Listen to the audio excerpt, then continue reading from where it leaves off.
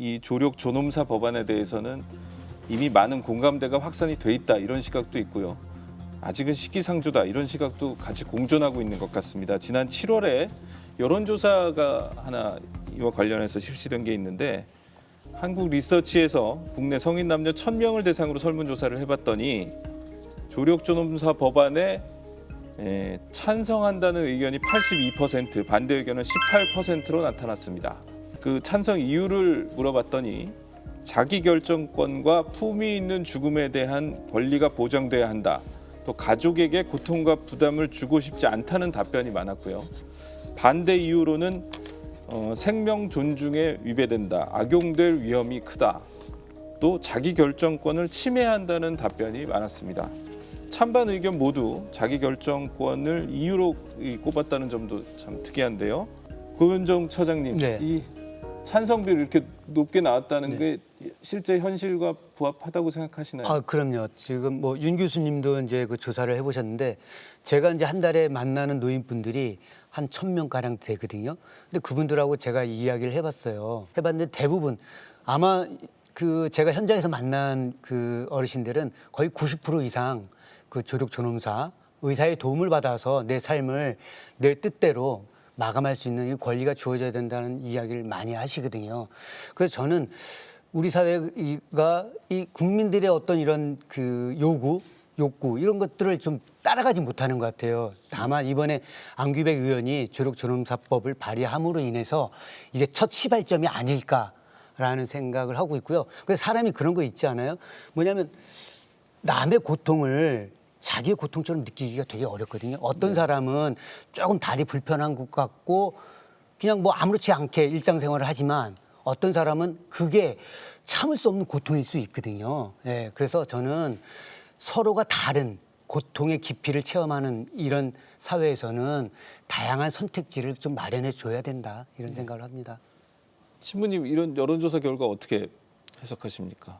예, 뭐 나중에 다시 또 다른 여론조사들이 또 언급될 예정이겠지만 예. 그 사실 이 뭐 윤영호 교수님 여론조사도 그렇고 그 일단 조사를 할 때마다 사실 그 찬성이나 반대 이유들이 다르게 나타나는 것도 저희가 좀 주목을 해볼 내용이거든요. 네. 윤영호 교수님 그 연구에서는 그 찬성 이유 중에 많은 부분이 이제 삶의 의미 상실을 이제 들었는데요. 네. 이제 여기에서는 다시 또 그 뭐 존엄한 죽음에 대한 권리 이런 것들이 또 다시 나왔는데 이 사실 설문조사라는 게 이게 어떻게 조사를 어떻게 질문하느냐에 따라서 그렇죠. 그 결과가 굉장히 달라지기 때문에 네. 굉장히 이 부분을 가지고 이제 대부분의 사람들은 지금 이 조력 자살을 간절히 바라고 있다라는 어떤 그런 결론을 내리는 건 굉장히 조심스럽다고 저는 생각이 듭니다. 네. 그러니까 질문 내용이 어떻게 설계됐는지를 따져봐야 한다 이런 말씀이신 것 예, 같고요. 윤 교수님도 따로 또 조사를 해보셨죠. 네네. 어떻게 결과가 나오던가요? 저희가 2021년에 그 여론조사를 할 때는 의사 조력 자살이라는 거에 대해서 명확하게 제시하고 그에 찬반을 질문을 했던 것이고요. 대상이 누구였습니까? 환자들이었습니까? 일반인? 일반인을 냈습니다. 예. 제가 2016년에도 이와 같은 비슷한 조사를 학술적인 입장에서 예. 의사, 환자, 가족, 일반인을 네 집단을 비교해서 분석을 네. 그건 학술적인 조사였고 예. 이번에 한 건 학술적인 것보다는 우리 사회가 어떤 인식을 갖고 있는지를 보기 위한 것이기 때문에 학술적인 접근하기보다는 예. 우리 여론들이 어떤가 이런 걸 본 거라면 사실 이미 2019년에도 서울신문에서 조사에 따르면 81%가 이런 안락사나 의사 조력 자살을 찬성한다는 이런 조사 결과가 있었습니다. 네. 사실 저도 그 결과를 보고 놀랐습니다. 사실은.